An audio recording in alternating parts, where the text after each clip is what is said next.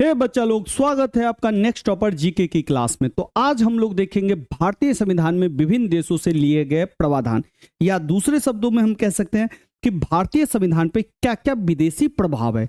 याद रखिएगा कि इस टॉपिक से भर भर के क्वेश्चन पूछे ही पूछे जाते हैं। जो आपके पास ये रहा, चाहे आप किसी स्टेट स्पेसिफिक एग्जाम दे रहे हो, चाहे आप यूपी का एग्जाम दे रहे हो, बिहार का एग्जाम दे रहे हो, वहां पे ये क्वेश्चन बराबर पूछा जाता है। या अगर आप रेलवे का एग्जाम दे रहे हो या एसएससी का वेरियस एग्जाम दे रहे हो, यहां से क्वेश्चन भर भर के पूछे ही पूछे जाते हैं। जो आप देख रहे होंगे अपने स्क्रीन पे, जो कुछ क्वेश्चन मैंने दिया हुआ है, ये इतना ही क्वेश्चन नहीं, और भी क्वेश्चन पूछे ही पूछे जाते हैं। तो चलिए बिना किसी देरी के शुरू करते हैं।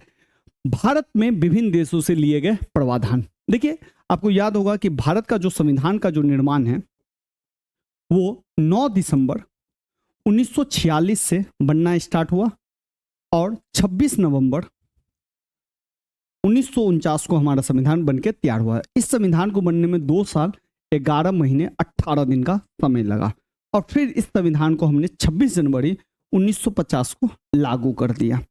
तो 26 नवंबर जिस दिन हमारा संविधान बन गया था, उस दिन आज भी हम लोग संविधान दिवस के नाम से बनाते हैं, कॉन्स्टिट्यूशन डे के नाम से। और जिस दिन हमने 26 जनवरी 1950 26 जनवरी को लागू किया, उस दिन को हम लोग गणतंत्र दिवस मनाते हैं। तो जब हमारा संविधान बना, आपने पढ़ा होगा कि भीमराव अंबेडकर, बाबा साहेब जो है संविधान सभा में ड्राफ्ट समिति के अध्यक्ष थे।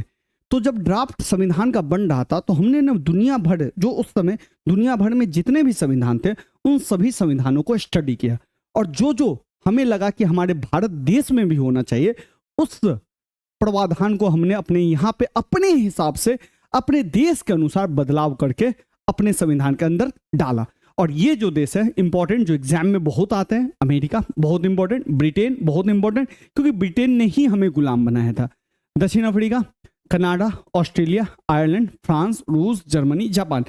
अगर आप ये देश सब देख रहे होंगे तो आपको लग रहा होगा ये सारे देश विकसित देश हैं, कारण उस समय अफ्रीका के देश सारे गुलाम थे। दक्षिण अफ्रीका पे नस्लीय ब्रिटिश वाले कब्जा करके बैठे हुए थे। तो जो भी देश आपको दिखेंगे ना, सब आपको विकसित देश ही दिखेंगे। तो चलते हैं सबसे पहले अमेरिका, सबसे ओल्ड डेमोक्रेसी, सबसे पुराना लोकतंत्र। तो अमेरिका से हमने सबसे पहले प्रस्तावना के शब्द लिए। प्रस्तावना, जिसको हम लोग इंग्लिश में प्रीम्बल भी बोलते हैं और हिंदी में उद्देशिका भी बोलते हैं। आपको याद होगा, हम भारत के लोग, भारत को एक स्वतंत्र, ये वाला जो लाइन है, जो संविधान की आत्मा भी कहा जाता है, ये हमने कहां से लिया है? अमेरिका के संविधान से ये प्रेरित है। दूसरा है मूल अधिकार। मूल अधिकार, जिसको हम लोग मौलिक अधिकार भी बोलते हैं, फंडामेंटल राइट्स भी बोलते हैं, ये मूल अधिकार भी हमने कहां से लिया? अमेरिका से लिया है। ध्यान होगा कि भारत में पहले 7 मूल अधिकार थे, अब हमारे पास 6 मूल अधिकार है। और ये 6 मूल अधिकार आपको याद होगा, अगर नहीं याद है तो फिर से सुन लीजिए जल्दी जल्दी से। सबसे पहले समानता का अधिकार, फिर है आपका स्वतंत्रता का अधिकार, फिर है आपका शोषण के विरुद्ध अधिकार, फिर है आपका धार्मिक स्वतंत्रता का अधिकार,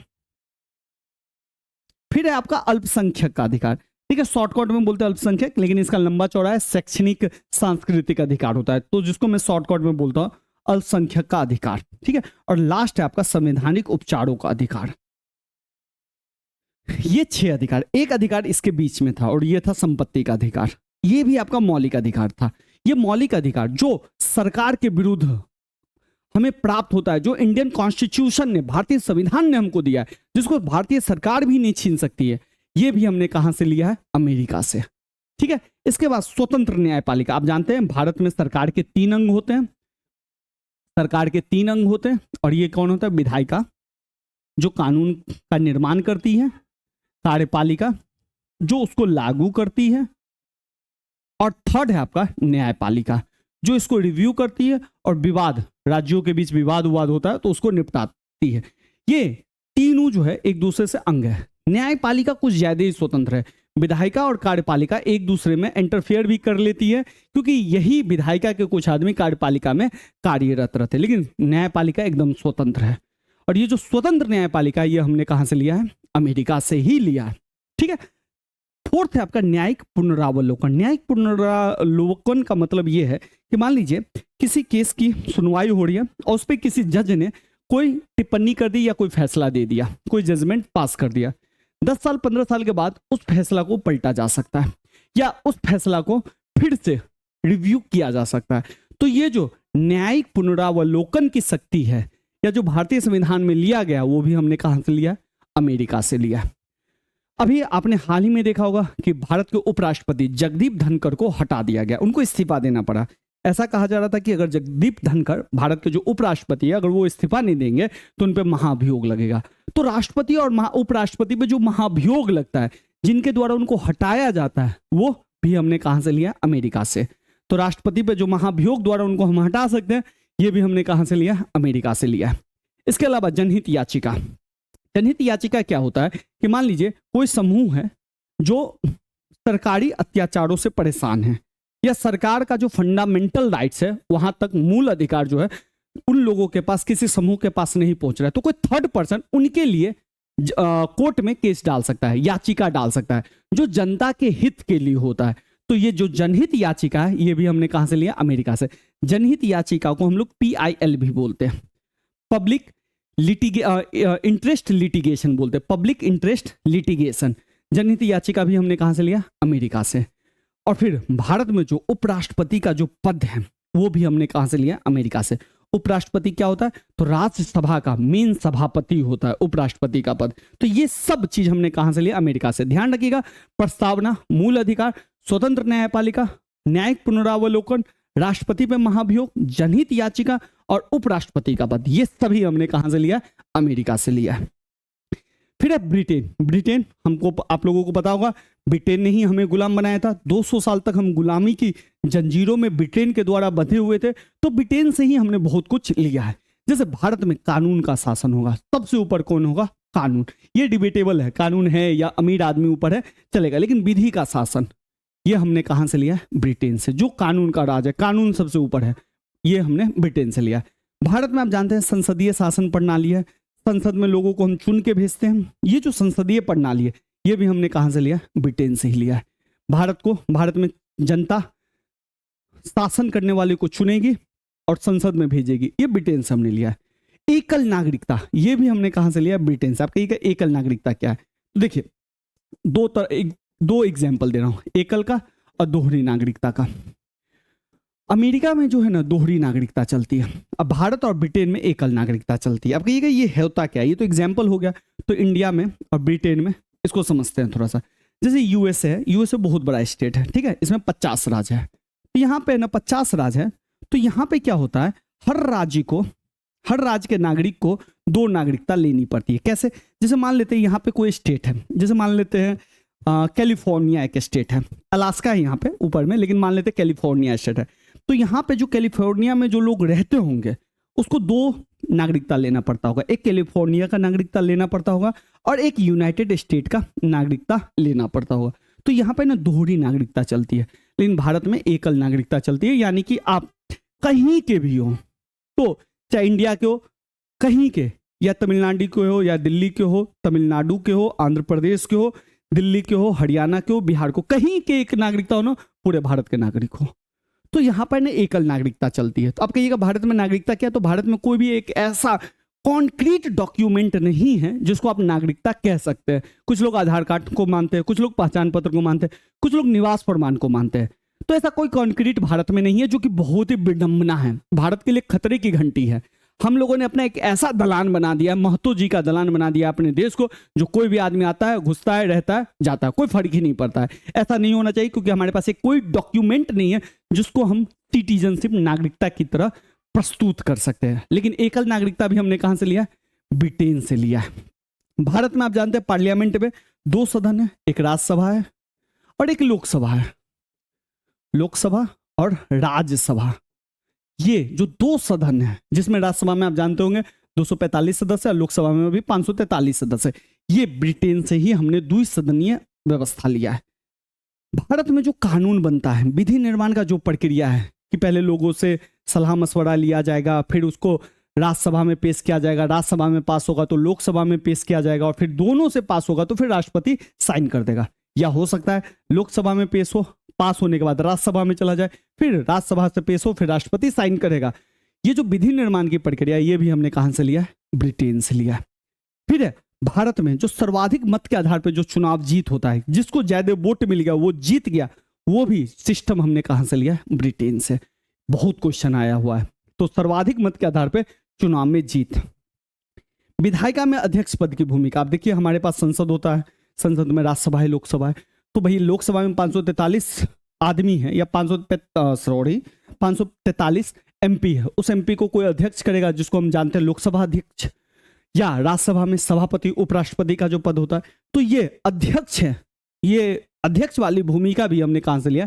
ब्रिटेन से। और अध्यक्ष के पास बहुत सारा पावर होता है, ये भी ध्यान रखिएगा। संसदीय विशेषाधिकार, यानी कि संसद में अगर कोई सदस्य कुछ बात बोलता है तो उस पर कानूनी कार्रवाई नहीं की जाएगी। अगर सदन के अंदर में कोई ऐसा मुद्दा या डिबेट होता है जिसमें लोगों की भावनाएं आहत होती है, तो उस पर कानूनी पेच नहीं फंसेगा, यानी कि कानून उस पर कार्रवाई नहीं करेगा। ये सब हमने कहां से लिया? ब्रिटेन से। तो फिर से देख लीजिए, विधि का शासन, संसदीय शासन प्रणाली, एकल नागरिकता, द्विसदनीय व्यवस्था, विधि निर्माण, सर्वाधिक मत के आधार पर चुनाव जीत, विधायिका में अध्यक्ष पद की भूमिका और संसदीय विशेषाधिकार, ये सब हमने कहां से लिया? ब्रिटेन से लिया। थर्ड है दक्षिण अफ्रीका। संविधान में संशोधन, आप जानते हैं भारतीय संविधान में संशोधन 3 तरीके से किया जाता है। एक बहुत आसान है, साधारण बहुमत के द्वारा, एक थोड़ा कठिन, और एक जो सबसे ज्यादा मुश्किल है। ये सारा संविधान संशोधन की प्रक्रिया जिसको हम आर्टिकल 368 के तहत करते हैं, ये हमने कहां लिया? दक्षिण अफ्रीका। संविधान संशोधन को कहते हैं हम संविधान में बदलाव की प्रक्रिया। हमारा संविधान 1950 में बना है, आज हम चल रहे हैं 2024-25 में चल रहे हैं। इतना समय हो गया, वक्त बदला, जज्बात बदले, समय बदला, लोग बदले, टेक्नोलॉजी बदली। तो समय के साथ संविधान में हमको पावर दिया गया है हमारे संविधान निर्माताओं के द्वारा कि समय समय पे संविधान में आप बदलाव कर सकते हैं। तो यही जो संविधान बदलाव करते हैं उसी को बोलते हैं संविधान संशोधन 368 के द्वारा। कहां से लिए? दक्षिण अफ्रीका से। राज्यसभा के सदस्यों का निर्वाचन, ये भी हमने कहां से लिया? दक्षिण अफ्रीका से। आप देखिए, आपने देखा भारत में 2 सदन है, राज्यसभा और एक है लोकसभा। लोकसभा में जो चुनाव होता है ना, डायरेक्ट होता है, यानी कि यहाँ के जो एमपी होते हैं 543, इसको जनता है ना डायरेक्ट वोट डालती है, ठीक है। लेकिन राज्यसभा के जो एमपी होते हैं वो ऐसे नहीं होते। राज्यों में विधायक का चुनाव होता है डायरेक्ट, और फिर ये विधायक इसको चुनते हैं, ठीक है। तो इसको भी हमने कहां से लिया? दक्षिण अफ्रीका से। और इसका भी एक वेटेज होता है, ठीक है। ये भी हमने कहा लिया राज्यसभा के सदस्यों का निर्वाचन दक्षिण अफ्रीका से। फिर आता कनाडा, बहुत ही इंपॉर्टेंट, कई बार क्वेश्चन कई जगह पूछा गया। सशक्त केंद्र के साथ संघीय व्यवस्था। भारत में जो आप देखते हैं सबसे ऊपर केंद्र सरकार है, ऐसे ऊपर तो नहीं कहा जा सकता है, केंद्र और फिर राज्य है, 2 स्तर की सरकारें जो आप देखते हैं, केंद्र और राज्य। इसी को बोलते हैं संघात्मक व्यवस्था। संघात्मक, ये जो संघात्मक व्यवस्था है ये हमने कहां से लिया? कनाडा से। और जब संघात्मक व्यवस्था है तो कुछ केंद्र के पास ताकत है, कुछ राज्यों के पास ताकत है। तो इसमें भाई शक्ति का वितरण क्या है? कुछ केंद्र को दिया गया, कुछ राज्यों को। और ये शक्ति का वितरण किसने किया? संविधान ने किया।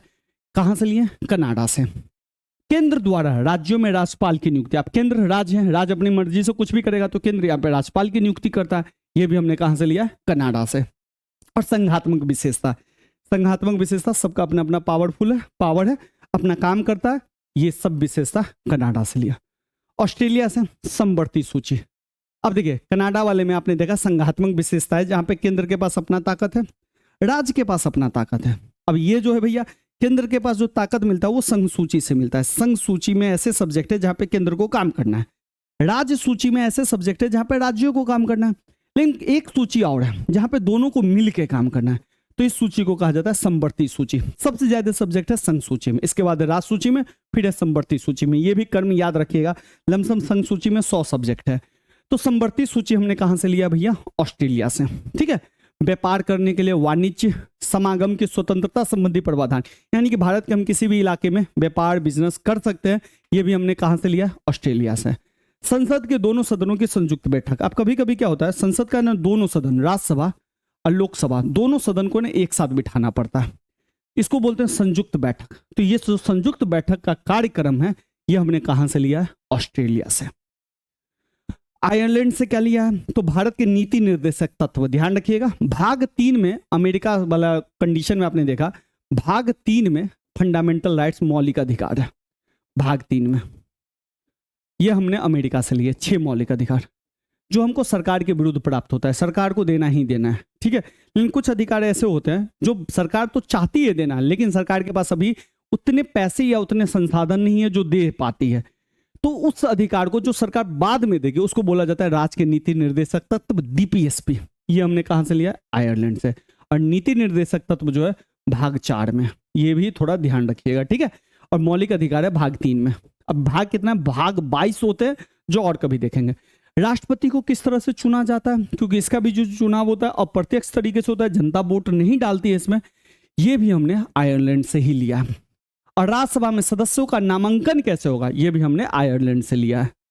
फ्रांस से हमने क्या लिखा है? भारत जो गणतंत्रात्मक व्यवस्था है, यानी कि राष्ट्रपति का पद हमने चुना है, संवैधानिक व्यवस्था है, ये सब हमने कहां से लिया? फ्रांस से। स्वतंत्रता, भारत में स्वतंत्रता है, सभी लोग स्वतंत्र है, समान है, और सब में भाईचारा है, ये वाली जो बात है ये हमने कहां से लिया? फ्रांस से। सबसे ओल्डेस्ट बात है ये।